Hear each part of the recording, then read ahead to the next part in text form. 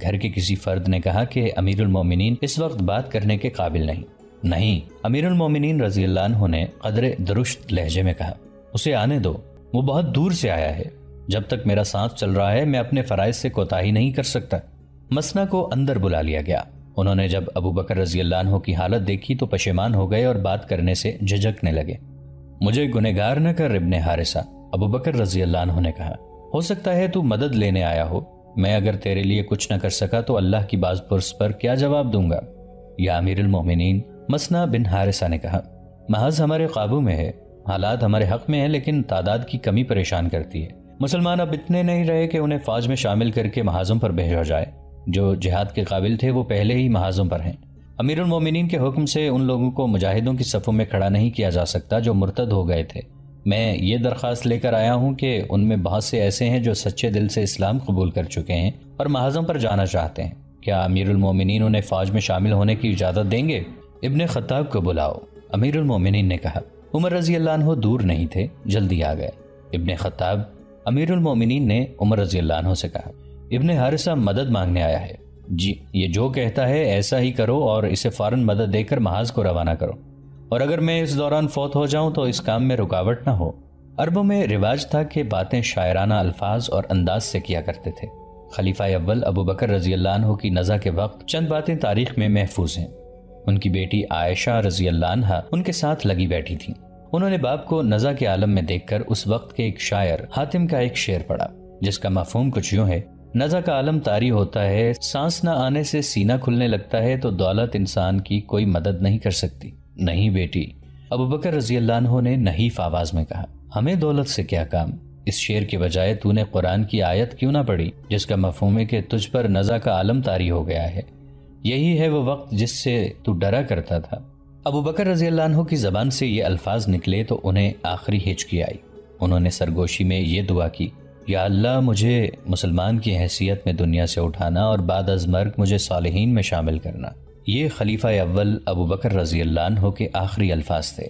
دن سوموار کا تھا، سورج غروب ہو چکا تھا۔ تاریخ 22 اگست 634 عیسوی بمطابق 21 جمادی الاخر 13 ہجری تھی۔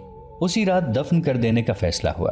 ابو بکر رضی اللہ عنہ کی وصیت کے مطابق ان کی زوجہ اسما بنت امیس رضی اللہ عنہ نے غسل دیا۔ میت پر پانی ان کے بیٹے عبد الرحمن رضی اللہ عنہ ڈالتے جاتے اور عبد الرحمن رضی اللہ عنہ کی والدہ غسل دیتی جاتی تھی۔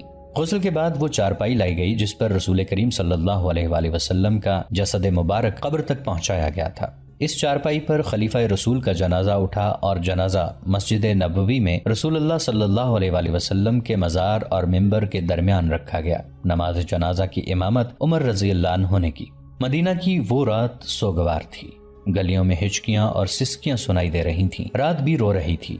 وہ عظیم ہستی دنیا سے اٹھ گئی تھی جس نے اسلامی سلطنت کی نہ صرف بنیادیں مضبوط بنائی تھیں بلکہ ان پر مضبوط عمارت کھڑی کر دی تھی۔ ابو بکر رضی اللہ عنہ کو رسول کریم صلی اللہ علیہ وآلہ وسلم کے پہنو میں دفن کیا گیا۔ قبر اس طرح کھودی گئی کہ ابو بکر رضی اللہ عنہ کا سر رسول اکرم صلی اللہ علیہ وآلہ وسلم کے کندھوں کے ساتھ تھا۔ اس طرح رسول کریم صلی اللہ علیہ وآلہ وسلم اور خلیفہ رسول کریم کی وہ رفاقت جو انہوں نے زندگی میں قائم رکھی تھی وفات کے بعد بھی قائم رہی۔ ابو بکر رضی اللہ عنہ سب سے پہلے آدمی تھے جنہوں نے اسلام قبول کیا تھا۔ اب خلیفۃ المسلمین عمر بن خطاب تھے۔ انہوں نے اپنی خلافت کے پہلے روز ہی جو پہلا حکم نامہ جاری کیا وہ خالد رضی اللہ عنہ کی معزولی کا تھا۔ انہوں نے تحریری حکم نامہ ابو عبیدہ رضی اللہ عنہ کے نام قاصد کے ہاتھ بھیج دیا۔ خالد رضی اللہ عنہ اب سالار اعلیٰ نہیں بلکہ عام سالار بنا دیے گئے تھے۔ اس کا مطلب یہ تھا کہ وہ اب کسی مفتوحہ علاقے کے امیر نہیں بن سکتے تھے۔ مدینہ میں عمر رضی اللہ عنہ نے اپنی خلافت کے دوسرے دن مسجد نبوی میں نماز کی امامت کی اور خلیفہ کی حیثیت سے پہلا خطبہ دیا۔ انہوں نے سب سے پہلے یہ بات کی، قوم اس اونٹ کی مانند ہے جو اپنے مالک کے پیچھے پیچھے چلتا ہے۔ اسے جہاں بٹھا دیا جاتا ہے وہ اسی جگہ بیٹھا اپنے مالک کا انتظار کرتا رہتا ہے۔ رب کعبہ کی قسم، میں تمہیں صراط مستقیم پر چلاؤں گا۔ انہوں نے خطبے میں اور بھی بہت کچھ کہا اور آخر میں کہا، میں نے خالد بن ولید کو اس کے عہدے سے معزول کر دیا ہے اور اب ابو عبیدہ افواج کے سالار اعلیٰ اور شام کے مفتوحہ علاقوں کے امیر ہیں۔ مسجد میں جتنے مسلمان موجود تھے ان کے چہروں کے رنگ بدل گئے۔ بعض کے چہروں پر حیرت اور بعض کے چہروں پر غصہ صاف دکھائی دے رہا تھا۔ وہ سب ایک دوسرے کی طرف دیکھنے لگے۔ خالد رضی اللہ عنہ کی فتوحات تھوڑی اور معمولی نہیں تھیں۔ ابو بکر رضی اللہ عنہ ان کی ہر فتح اور ہر کارنامہ مسجد میں بیان کیا کرتے تھے اور یہ خبر تمام عرب میں پھیل جاتی تھی۔ خالد رضی اللہ عنہ کی زیادہ تر فتوحات معجزہ نما تھیں۔ اس طرح خالد رضی اللہ عنہ سب کے لیے قابل احترام شخصیت بن گئے تھے، مگر عمر رضی اللہ عنہ نے خلیفہ بنتے ہی خالد رضی اللہ عنہ کو معزول کر دیا۔ ہر کوئی عمر رضی اللہ عنہ سے پوچھنا چاہتا تھا کہ خالد رضی اللہ عنہ نے کیا جرم کیا ہے جس کی انہیں اتنی سخت سزا دی گئی ہے۔ ان میں کچھ ایسے بھی تھے جو پوچھے بغیر عمر رضی اللہ عنہ کے فیصلے کی مخالفت کرنا چاہتے تھے، لیکن کسی میں بھی اتنی جرت نہیں تھی کہ عمر رضی اللہ عنہ سے باز پرس کرتا۔ سب جانتے تھے کہ عمر رضی اللہ عنہ ابو بکر رضی اللہ عنہ جیسے نرم مزاج نہیں، اور ان کی طبیعت میں اتنی درشتی ہے جو بعض اوقات برداشت سے باہر ہو جاتی ہے۔ ایک نوجوان جو خالد رضی اللہ عنہ کے قبیلے بنی مخزوم سے تعلق رکھتا تھا پھٹ پڑا۔ تاریخ میں اس کا نام نہیں آیا، اتنا ہی لکھا ہے کہ ابھی اس کی مسیں بھیگی تھیں۔ امیر المومنین اس نوجوان نے انتہائی بلند آواز میں کہا، کیا تو اس سالار کو معزول کر سکتا ہے جو اسلام کی شمشیر بے نیام ہے؟ کیا ابن ولید کو رسول اللہ صلی اللہ علیہ وآلہ وسلم نے سیف اللہ نہیں کہا تھا؟ تو اس تلوار کو زبردستی نیام میں ڈال رہا ہے جسے اللہ نے اسلام کی سربلندی کے لیے بے نیام کیا ہے۔ کیوں؟ تو نے ایسا حکم کیوں دیا ہے؟ کیا عمر رضی اللہ عنہ سے یوں جواب طلبی کی جرت کوئی کر سکتا تھا؟ عمر رضی اللہ عنہ سے تو ہر کوئی دبکتا تھا، اب تو وہ خلیفہ تھے۔ اس کم عمر جوان نے جس تلخی سے بات کی تھی یہ عمر رضی اللہ عنہ کے لیے قابل برداشت نہیں تھی۔ مسجد میں سناٹا طاری ہو گیا، سب کی نظریں عمر رضی اللہ عنہ کے چہرے پر جم گئیں۔ عمر رضی اللہ عنہ کے چہرے پر غصے یا خفگی کا ہلکا سا تاثر بھی نہیں تھا۔ یہ لڑکا مجھ سے خفا ہو رہا ہے، عمر رضی اللہ عنہ نے ایسے لہجے میں کہا جس میں ہلکی سی درشتی بھی نہیں تھی، طنز بھی نہیں تھا۔ کہنے لگے، میں اسے جانتا ہوں، ابن ولید اس کا چچا زاد بھائی ہے۔ اتنا ہی کہہ کر عمر رضی اللہ عنہ مسجد سے نکل گئے۔ اگر عمر رضی اللہ عنہ خلیفہ نہ ہوتے تو ان کا رد عمل مختلف ہوتا، لیکن وہ جانتے تھے کہ اسلام نے قوم کے ہر فرد کو، خواہ اس کی حیثیت کچھ بھی ہو، خلیفہ اور اس کے کسی بھی امیر سے باز پرس کی اجازت دے رکھی ہے۔ اس سے اگلے روز عمر رضی اللہ عنہ نے نماز کی امامت کی اور پھر خطبہ دینے لگے۔ وہ خالد رضی اللہ عنہ کی معزولی کی وجہ بیان کرنا ضروری سمجھتے تھے۔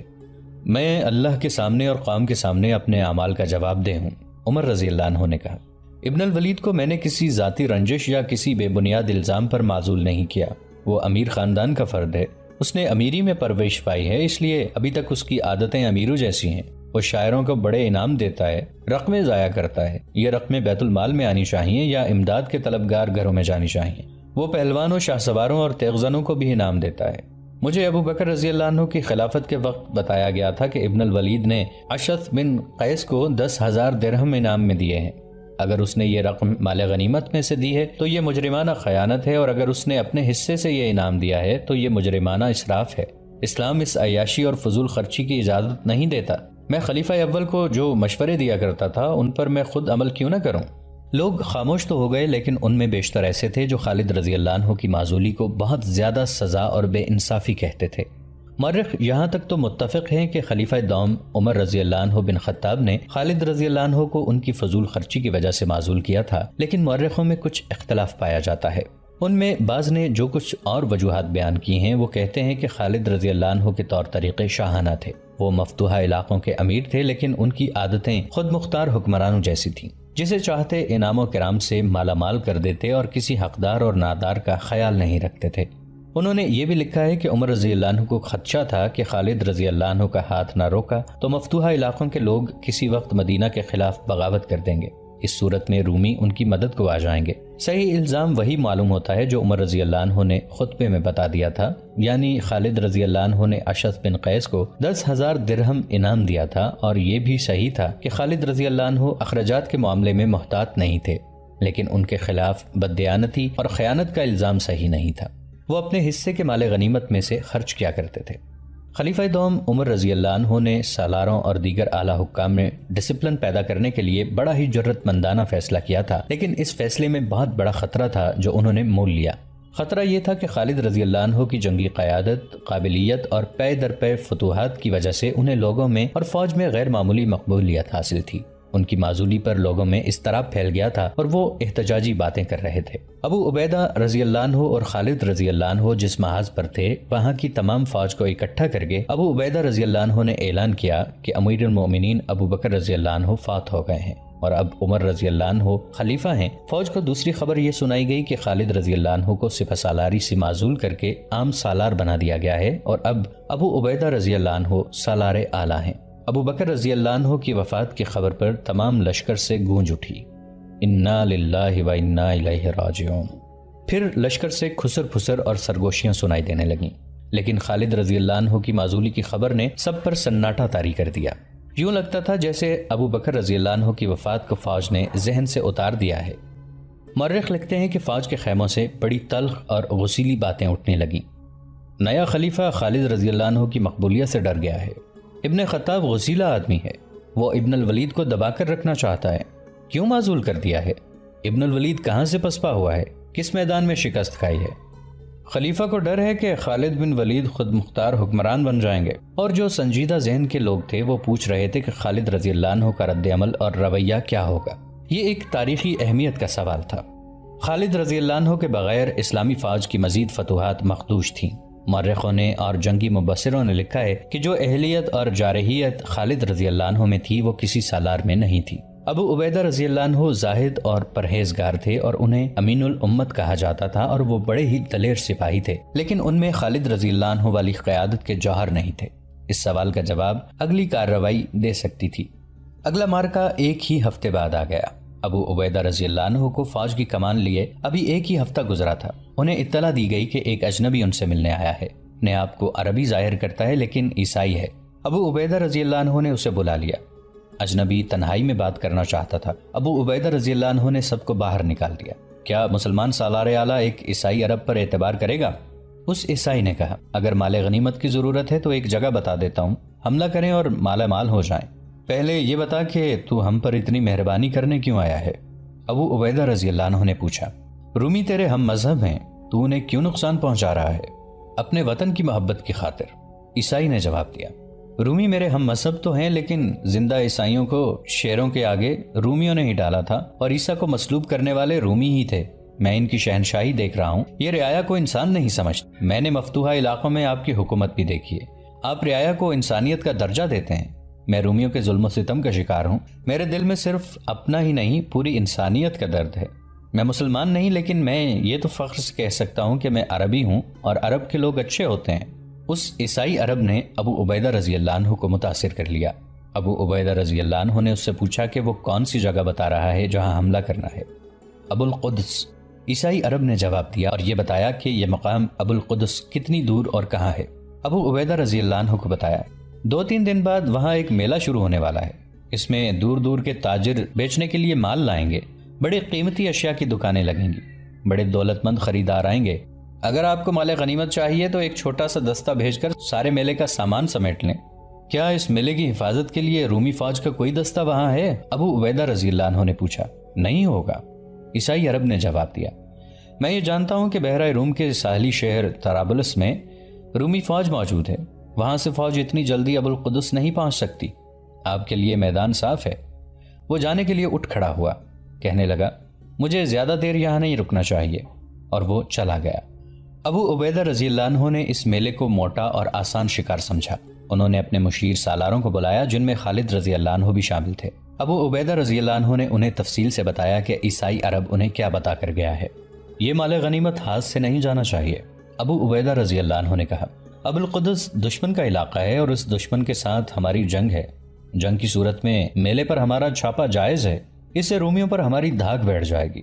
ابو عبیدہ رضی اللہ عنہ نے باری باری سب کو دیکھا اور کہنے لگے تم میں کون اس چھاپا مار کارروائی کے لیے جانا چاہتا ہے؟ ابو عبیدہ رضی اللہ عنہ کی نظریں خالد رضی اللہ عنہ کے چہرے پر ٹھہر گئیں۔ نظریں خالد رضی اللہ عنہ پر جما لینے کا مطلب یہی تھا کہ خالد رضی اللہ عنہ اپنے آپ کو اس چھاپے کے لیے پیش کریں گے، لیکن خالد رضی اللہ عنہ اس طرح خاموش بیٹھے رہے جیسے اس کام کے ساتھ ان کا کوئی تعلق ہی نہ ہو۔ ظاہر ہے ابو عبیدہ رضی اللہ عنہ کو خالد رضی اللہ عنہ کی خاموشی اور بے رخی سے بہت مایوسی ہوئی ہوگی۔ انہیں یہ خیال بھی آیا ہوگا کہ خالد رضی اللہ عنہ کا یہ رویہ ان کی معزولی کا رد عمل ہے۔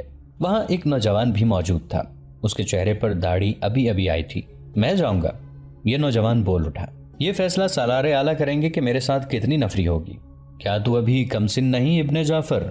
ابو عبیدہ رضی اللہ عنہ نے کہا اور ایک بار پھر خالد رضی اللہ عنہ کی طرف دیکھا، مگر خالد لا تعلق بیٹھے تھے۔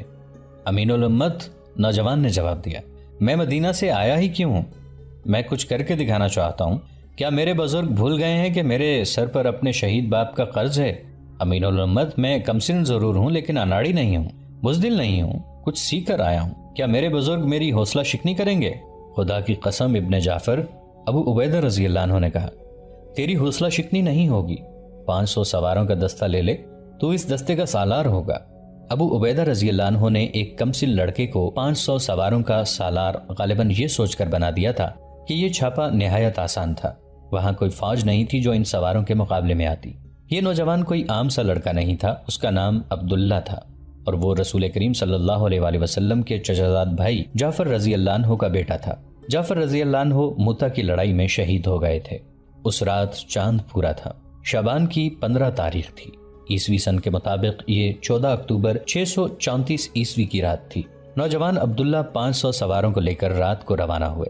ان کے ساتھ عاشق رسول اور نامور مجاہد ابو ذر غفاری رضی اللہ عنہ بھی تھے۔ یہ دستہ اس وقت روانہ کیا گیا جب میلہ شروع ہو چکا تھا۔ عبداللہ کا دستہ صبح طلوع ہو چکی تھی جب وہاں پہنچا۔ میلہ کیا تھا، وہ تو خیموں، شامیانوں اور قناتوں کا ایک گاؤں آباد تھا، اور یہ گاؤں بہت ہی خوبصورت تھا۔ دکانوں پر بڑا ہی قیمتی مال سجا ہوا تھا۔ میلے کی رونق جاگ اٹھی تھی۔ عبداللہ نوجوان تھا، وہ اپنے آپ کو اناڑی نہیں سمجھتا تھا، لیکن اناڑی پن کا ہی مظاہرہ کیا۔ سب سے پہلے انہیں 1-2 جاسوس یہ دیکھنے کے لیے بھیجنے چاہیے تھے کہ رومی فوج کا کوئی دستہ قریب موجود ہے یا نہیں، اور میلے میں جو لوگ آئے ہوئے ہیں وہ بہروپ میں رومی فوجی تو نہیں۔ اس نے وہاں جاتے ہی حملے کا حکم دے دیا۔ 500 مسلمان سوار میلے کے ارد گرد گھیرا ڈالنے لگے، اور اچانک کم و بیش 5000 رومی سوار جانے کہاں سے نکل آئے، اور وہ میلے اور مسلمان سواروں کو نرغے میں لینے لگے۔ 500 کا مقابلہ 5000 سے تھا، اور صورت یہ پیدا ہو گئی تھی کہ مسلمان سوار گھیرے میں آ گئے تھے۔ ان کی تباہی لازمی تھی۔ یہ 5000 رومی سوار میلے کی حفاظت کے لیے وہاں قریب بھی موجود تھے۔ انہیں معلوم تھا کہ مسلمان بہت تیز پیش قدمی کیا کرتے ہیں، کہیں ایسا نہ ہو کہ مسلمان فوج اچانک آ جائے اور میلے کو لوٹ لے۔ مسلمان سوار رومی سواروں کے گھیرے سے نکلنے کے لیے گھوڑے دوڑا رہے تھے، لیکن کہاں 500 اور کہاں 5000۔ مسلمان جدھر جاتے تھے ادھر سے روک لیے جاتے تھے۔ میلے میں بھگدڑ مچ گئی، لوگوں کی چیخو پکار تھی۔ دکاندار اپنا مال سمیٹ رہے تھے، اور جن کے پاس رقمیں تھیں وہ بھاگ رہے تھے، کئی ایک گھوڑوں تلے کچلے گئے۔ مسلمان ہر میدان میں قلیل تعداد میں لڑے ہیں، اس سے انہیں اپنے سے کئی گنا زیادہ لشکر سے لڑنے اور فتح یاب ہونے کا تجربہ تھا۔ انہوں نے 500 کی تعداد میں 5000 کا گھیرا توڑنے کی کوشش کی، لیکن کامیابی کی کوئی صورت نظر نہ آئی۔ انہوں نے کسی کی ہدایت کے بغیر ہی اپنے آپ کو گول ترتیب میں کر لیا اور رومیوں کا مقابلہ کرنے لگے۔ عبداللہ لڑ سکتا تھا، اس خطرناک صورتحال میں اپنے سواروں کی قیادت نہیں کر سکتا تھا۔ وہ سپاہیوں کی طرح بے جگری سے لڑ رہا تھا۔ ابو ذر غفاری رضی اللہ عنہ بھی جان پر کھیل کر لڑ رہے تھے۔ تمام سوار آگے بڑھ بڑھ کر رومیوں پر حملے کر رہے تھے، اور رومیوں کے حملے روکتے بھی تھے۔ ان کی گول ترتیب اس طرح تھی کہ سب کے منہ باہر کی طرف تھے، یعنی ان کا عقب تھا ہی نہیں جس پر دشمن کے حملے کا خطرہ ہوتا۔ رومیوں نے جب مسلمانوں کو اس انوکھی ترتیب میں دیکھا تو وہ سٹ پٹا گئے اور آگے بڑھنے میں محتاط ہو گئے، لیکن ان کی تعداد 10 گنا تھی اور وہ لڑنا جانتے تھے۔ ان کے محتاط ہونے سے صرف یہ فرق پڑا تھا کہ مسلمانوں کی تباہی تھوڑی سی دیر کے لیے ملتوی ہو گئی تھی۔ یہ ممکن ہی نہیں تھا کہ 500 سوار 5000 سواروں کے نرغے سے زندہ نکل آتے۔ یہ 500 مجاہدین اپنے سالار اعلیٰ کی ایک خطرناک لغزش کی سزا بھگت رہے تھے۔ ابو عبیدہ رضی اللہ عنہ امیر الامت تھے، زہد اور تقوی میں بے مثال تھے۔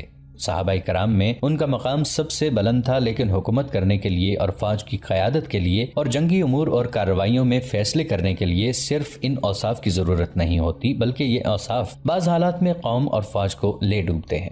ابو عبیدہ رضی اللہ عنہ کی سادگی کا یہ اثر کہ انہوں نے ایک عیسائی پر اعتماد کیا اور محض مال غنیمت کی خاطر 500 سواروں کو ایک بچے کی قیادت میں یہ معلوم کیے بغیر بھیج دیا کہ وہاں دشمن کی فوج موجود ہے یا نہیں۔ ابو عبیدہ رضی اللہ عنہ اپنے سالاروں کے ساتھ بیٹھے ہوئے تھے۔ دمشق فتح ہو چکا تھا، اگلی پیش قدمی کا منصوبہ تیار ہو رہا تھا اور فوج آرام کر رہی تھی۔ ایک گھڑ سوار گھوڑا سر پر دوڑا تھا ابو عبیدہ رضی اللہ عنہ کے خیمے کے سامنے آ رکا۔ سوار کود کر اترا اور دوڑتا ہوا خیمے میں داخل ہو گیا۔ وہ ہانپ رہا تھا، اس کے چہرے پر گرد کی تہ جمی ہوئی تھی۔ سب اس کی طرف متوجہ ہوئے۔ سالار اعلیٰ، اس نے ابو عبیدہ رضی اللہ عنہ سے کہا، وہ سب مارے جا چکے ہوں گے، وہ گھیرے میں آئے ہوئے ہیں۔ کون؟ ابو عبیدہ رضی اللہ عنہ نے گھبرائے ہوئے لہجے میں پوچھا۔ کس کی بات کر رہے ہو؟ کون کس کے گھیرے میں آیا ہوا ہے؟ ابو القدس، سوار نے کہا۔ ابو القدس کے 500 سواروں کی بات کر رہا ہوں، ان کی مدد کو جلدی پہنچیں، ایک بھی زندہ نہیں رہے گا۔